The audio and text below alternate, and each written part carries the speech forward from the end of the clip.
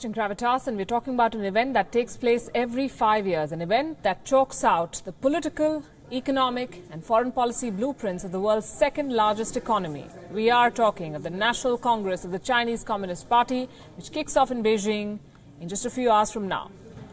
Let's start with who attends this party congress. 2,300 Communist Party members will gather in the Great Hall of the People in Beijing.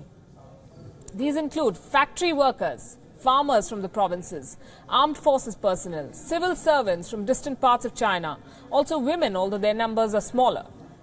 None of these members are elected. They have been carefully selected in a process involving Communist Party branches at the village, county and town levels. Each and every one of them have been selected based on their loyalty to the party, its ideals and its leadership. There are no surprise decisions here, only confirmation of what has been discussed in party circles all over the country.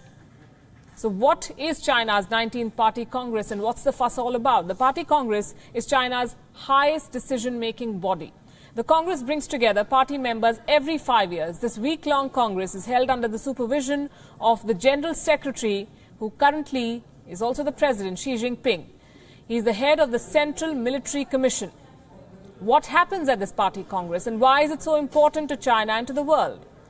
Xi Jinping will present the achievement of his government in the past 5 years. He'll also report on the way ahead. The report reflects the consensus reached within the party on what has been achieved, and therefore it takes 1 year to prepare. Expect the report to praise the anti-graft campaign, the structural economic reforms, the great power relations. It will also sum up the move towards achieving the goal of a moderately well-off society by 2021. The idea of holding this Congress is to confirm what has been discussed in the inner circles of the Communist Party. Then why hold this Congress at all? It's important to understand that in China, the Communist Party is the only legal party permitted, but it still has to reach out to the people. It must mold public opinion. And this it does through party branches all over the country. Party members, in fact, have privileges denied to non-party members. The Party Congress thus brings together the party faithful from all over China. It gives them a glimpse of what they could aspire to. It confirms the power and the deep roots of this party. It also cements alliances across provinces, builds relationship networks, and provides the path to political power in China. Well, this party congress is also about China's new leadership. Not that President Xi Jinping is going to change. All Chinese presidents are entitled to 2 5-year terms, and this one could possibly have more. Xi has completed 1 term, is in line for a second 5-year term. This was decided in 2002 to bring stability and predictability in the succession process in China. But more on that later. Let's first take a look at what else the Party Congress will do apart from approving President Xi Jinping's report. The Congress will elect 370 members to the Central Committee. The Central Committee is a political body. It oversees the work of all party organs. It elects the General Secretary. Currently, it is Xi Jinping again. It will elect by secret ballot 25 members for the Politburo. The Politburo again is headed, no surprises, by Xi Jinping. It is like a council of ministers. It is assisted by a Politburo standing committee, which is Xi Jinping's inner cabinet. We now come to the million-dollar question. What happens to Xi Jinping? As mentioned earlier, all Chinese presidents are entitled to 2 5-year terms, so Xi Jinping will get his second 5-year term. That's most certainly going to happen. Reports say that Xi is keen on staying for a longer period. He is already China's most powerful leader, since he is the General Secretary of the party, President of China, and Chairman of the Central Military Commission. Reports also say that he is as powerful now as Chairman Mao once was, the founder of the People's Republic. Last year, Xi Jinping was designated a core leader. But his thoughts on scientific development are yet to be enshrined in the Communist Party constitution. He needs some more loyalists in the Politburo Standing Committee. That is not guaranteed, as Xi Jinping has made powerful enemies on his way to the top. His anti-corruption campaign has upset vested interests. The military is angry with the removal of no less than 40 generals. More than 13,000 party officials have been sacked and jailed, again on corruption charges. The conduct of some people close to Xi Jinping has added to the sentiment against him. So although he is a powerful man and in all probability he will have his way, there is really no guarantee. Let's get in a word from Beijing. We have with us this evening Gabriele Battaglia. He's a journalist and he's been in Beijing for more than a decade, looking at the power equations, the pecking order. Jaidev Ranade, President of the Center for China Analysis and Studies, with us from the national capital. Good evening to both of you. Gabriele, to you first. What will this Congress change in China? How does it change, if at all, the life of the man on the street? Oh, the man in the street is a little bit like cut off from the party, this big ritual that is the party Congress. I mean, the party Congress really cut off because the party Congress, it's a kind of big ritual that prevents the people to get closer to it. In these days in Beijing, we see there is a huge control. For instance, there is the internet control that we all know, but then there is also, a kind of physical control. You see, like policemen, military guys stay just in front of the subway stations, like guards. This is probably not very effective because maybe at 7:30 p.m. they just get off of duty. But, it's symbolically speaking is very strong. So what we have to wonder about is if what the people think of this. General meaning, I think on one side the people may be is wait for, because this presence means we are the party, we are here, and everything is under control. Jaidev, the question that the man on the street in India would want answered is this: how should New Delhi be looking at what's happening in Beijing tomorrow, and what does a stronger Xi Jinping mean for India? Well, it's almost certain, or it is certain, that Xi Jinping will get his second term with all the offices that he holds. My expectation and my assessment is that he will emerge much stronger from this party Congress, and having been successful in putting in his loyalists into the Politburo Standing Committee and the Politburo. Not all of them perhaps, but he will have a majority there. That is my expectation, which means that the restrictions on Xi Jinping will be fewer. He will have more authority to do what he wants and achieve his ambitions. There are two of them which are his key ambitions. The first is to achieve the China dream by 2021. For India, the implicit meaning is that it also means the rejuvenation of the great Chinese nation, as they put it, which means recovery of lost territories, territories lost through the imposition of unequal treaties, which is what impacts on India. The second is to bring China to the level of among the most advanced nations by 2049, which is the 100th year of the founding of the People's Republic of China. So there were two symbolic dates: 2021, which is the 100th year of the Chinese Communist Party; 2049, the 100th year of the founding of the People's Republic of China. If he moves on these two, then I expect three pressure points to emerge. One will be in the South China Sea, where we will continue to see aggressive moves by China.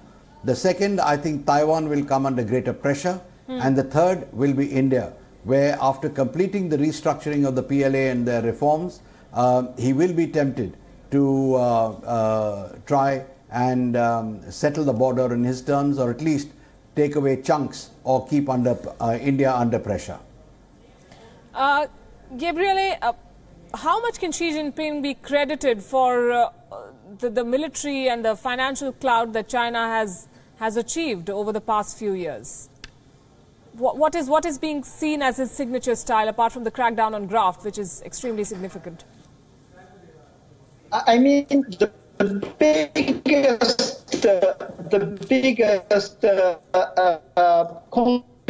contribution of Xi Jinping to China so far is a huge anti-corruption campaign. The anti-corruption campaign, many people think that it was something just about fighting his own foes, getting rid of them. But I do not agree with that. Xi Jinping perfectly knows that the corruption in China had reached an unsustainable level when he got the power. And so now he's trying to show the people that he personally is even over the party. He's correcting the party, and he's changing everything because in the next future, China needs morally clean officials because China has always had a history of corruption.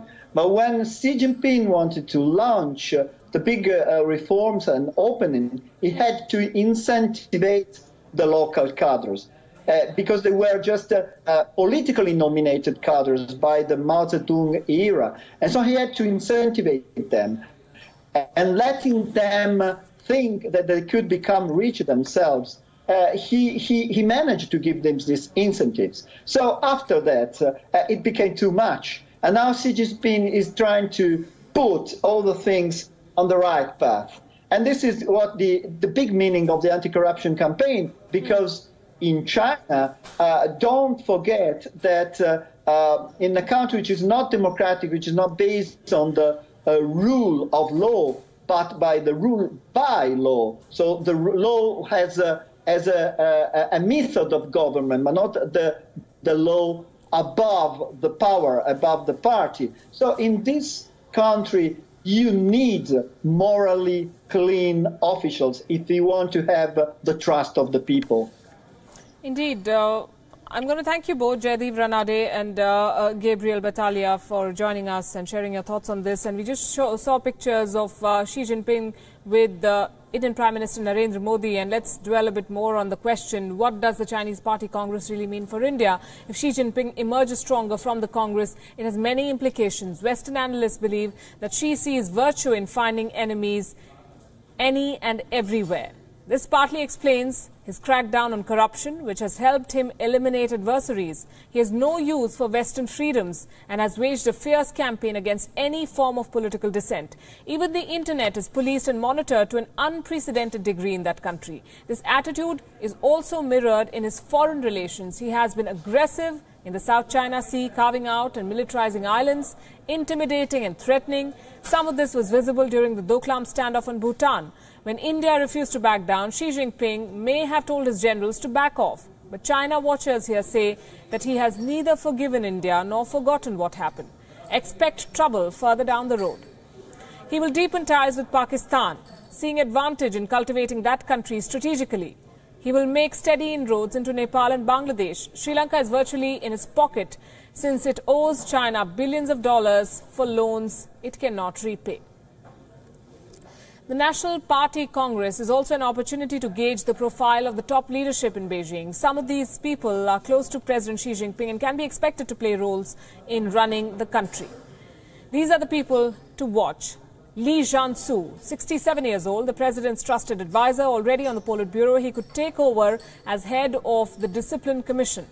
Han Zheng, 63 years old, the Shanghai party chief, has overseen Shanghai's transformation. He's linked to former President Jiang Zemin.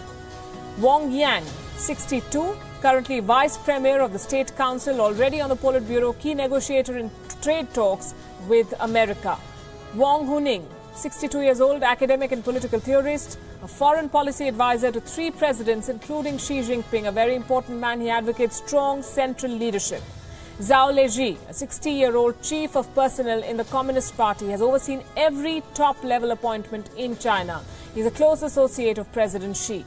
Li Keqiang, 58 years old, party secretary of Jiangsu province, crucial regional political position. He's in line for the central leadership role, and his age is certainly an advantage that he can exploit. Chen Miner, 57 years old, the party chief of Chongqing. He has a good record as chief of Guizhou province. He is the protege of President Xi and again has age on his side. Hu Chunhua, 54 years old, the party chief of Guangdong province. He revitalized the economy with focus on services and high-tech. Again, has his age on his side. These are the people who could emerge as more powerful in China, and the next week will be important to watch as events unfold. Remember, we'll be bringing you a special broadcast starting at 6 tomorrow, 6 a.m. IST. We're waiting for the Chinese president to make that speech.